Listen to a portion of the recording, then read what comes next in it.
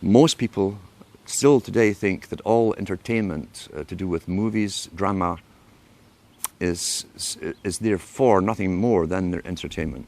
It never ever was that case.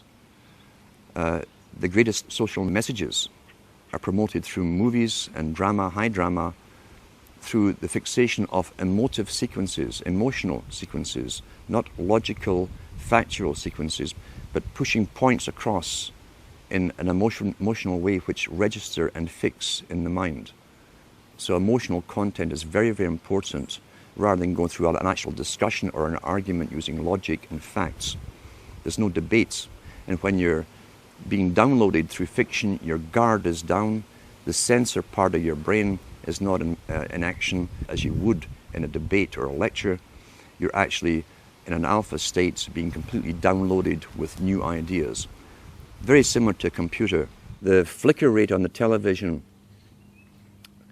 is very, very important. It was timed to be so many cycles per second, and it actually just meets with the brain patterns for an alpha state. When our brain sees it through our eyes, we start to adopt that flicker rate in our mind, and we go into a deep alpha state. Watch children and watch their mouths. They drop open. They won't hear their parents talking. They're hypnotized, in fact. Why would they give that particular flicker rate when they could have chosen of a whole variety of flicker rates? It wasn't an essential thing to have. So it was done for a purpose. It was meant to be hypnotic. It was meant to be used as a tool of propaganda and indoctrination, even through the guise of entertainment and so on, through drama, through little documentaries, fiction, non-fiction, all combined. Once again, back to Plato. The audience see what they see.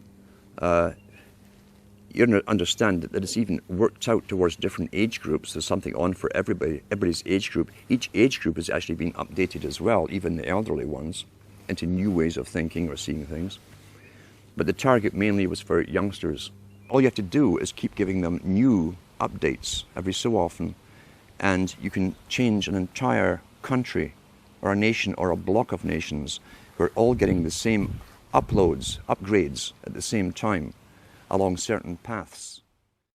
But it's all implanted subconsciously in their mind, because those implants, those subconscious implants, will become their opinions, and they will never know how they arrived at them.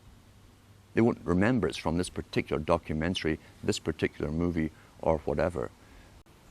Most people want to belong to their peer group. They want to be the same as everyone else when it comes to opinions. In fact, they judge their own personal sanity by bouncing ideas off their neighbors and friends who will answer back and agree on these same topics in kind. It doesn't matter if the topics or what you're given are facts or utter nonsense. As long as everyone agrees at the same time, you'll say, well, I'm sane, and your friends will all agree because they've had the same information given to them. We don't only get the same information given to us, we're led through sequences, even documentaries, to leave you with a predetermined fixed conclusion on any given topic. Most folk are, once again, unaware of this. They think, I've just been given all the facts on this topic, and this is the obvious conclusion, which is always given to you by the final experts on the particular program. There's no thinking involved. Let's talk about the effects of the alpha state first of all. Recent articles I've even read on the air from various science studies show you that even when you switch off television, you remain in that alpha state for maybe 45 minutes to an hour, sometimes longer, depending on how long you've been watching it.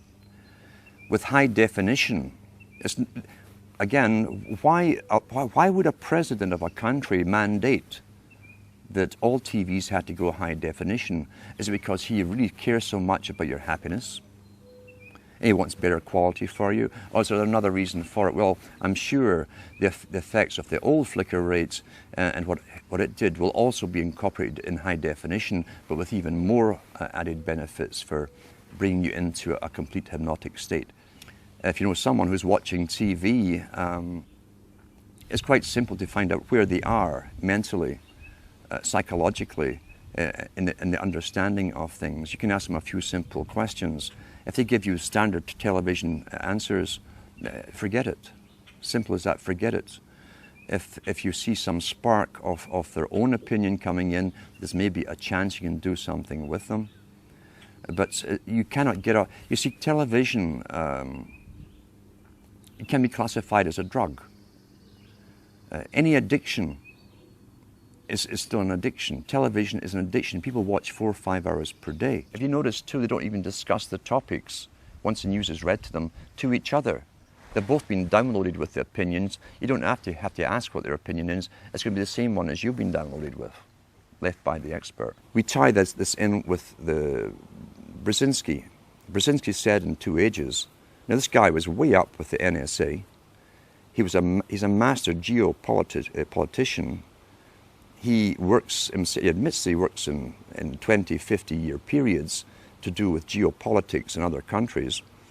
But he said himself, the public will shortly be unable to think or reason for themselves.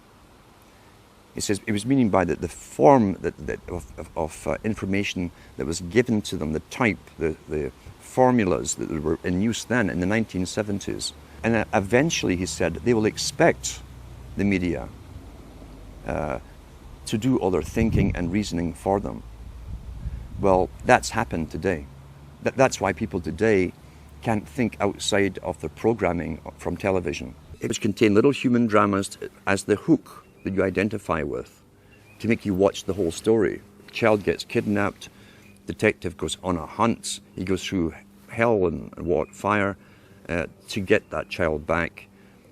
You identify with the hero if you're a male, you'll identify with the heroine if you're female. And that's the hook to get you to watch them. The human story is just the bait to make you watch through it, to get you to identify with it. Because once again, there's always a message left somewhere in the movie. It might even be a message that's against your own morality. It could be where the cop, for instance, does sleep with this beautiful woman while his wife was at home, and it's all part of the story, and even tell you why he did this. He was feeling down that day, blah, blah, blah. And so you've just again altered your viewpoints on how you yourself might behave in that situation. And that sometimes that kind of thing can be justified. That's how you're downloaded through entertainment.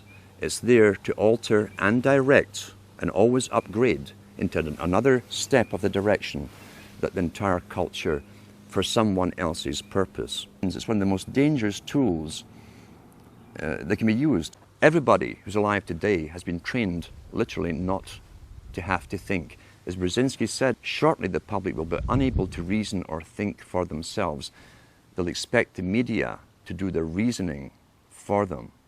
So let's counter that. Let's get back to thinking for ourselves, using the data, the material, get involved, start using our minds again.